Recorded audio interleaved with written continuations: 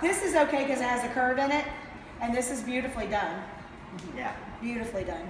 This is beautiful and delicate and beautifully done.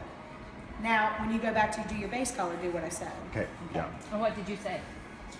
To what earlier? take the middle color, color the and mid put it shaft through. color, and go over the roots. Yes. That way, when that bleeds into the other, it'll brighten up the second one. And then do the roots and the ends at the same time with the other with the light color on the ends and then the roots at the base. So this That way, does- it'll when you wash it, it bleeds through harmoniously. Right.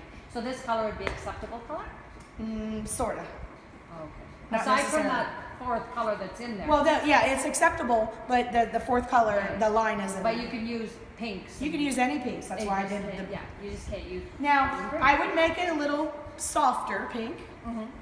So that's up to you, or soft salmon. Vintage consumer, or you can go bright red, as long as you can, because if it's your theme. What you need to do together, if you guys are going to try to compete together, like you and Janelle and Ann or whatever in this category, anybody or Van or whatever Van's doing, who knows, but. He's thinking. He's got to think about it. What you need to do together is you need to agree upon someone being in charge of the idea of what the theme is. So if you want to say vintage, let's say vintage, okay? Then you want to think, you want to get on the internet and look up vintage hair colors and what was done in the old days that makes it consumer.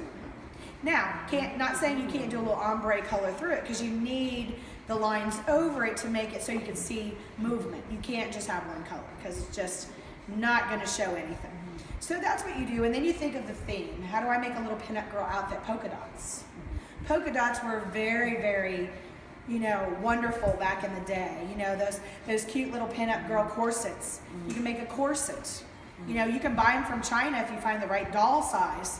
You can get it extra small from China, already done. All you got to do is go embellish it with a corset. These are just ideas of what I would think of when I think of this. If you were in Paris this time, and you weren't this last one, right? You were? Okay. Our models, even in Korea, had the vintage dresses. $7 from China. Those dresses were a knockoff of Chanel. So it depends on what you're looking for. How long does it take you to get them here from? It took me about 14 days. Okay. But I knew what I was going to do. I'd already picked my theme, and I already knew what I was going to do.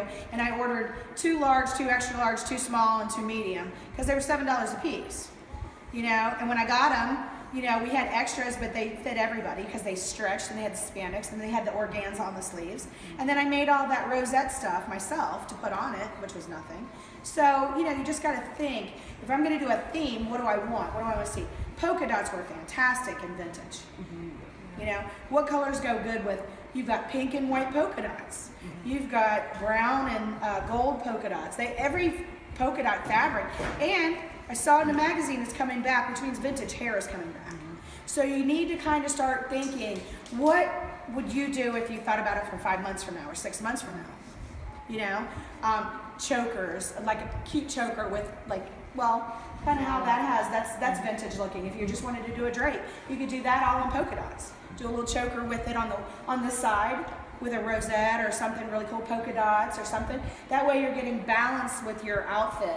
High shoulder, polka dots.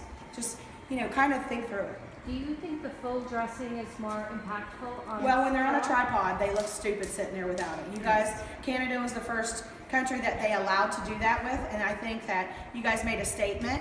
I think the full dressing keeps them from looking squatty when they're sitting on the floor. However, there's going to be countries that'll just stick their mannequin on like that because, they really don't know the concept of how to go in and do this like Canada and like what we're doing. So, and there's and let them do it. I think our signature is fully dressing the mannequin. Yeah, and that's why when I taught Carmelo and them to do fantasy on mannequin, I talked them into it. Because I said, look, there's probably kids and younger people that can't afford to travel with a live model. So why not add it and let them do whatever they want to do? And then with you guys doing the draping, that's why we did the bodies on the mannequins.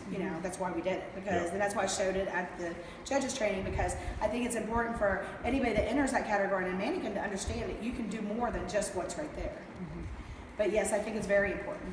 But first thing you got to do is think of a theme because you have a design. Then you need to see how does that theme play out.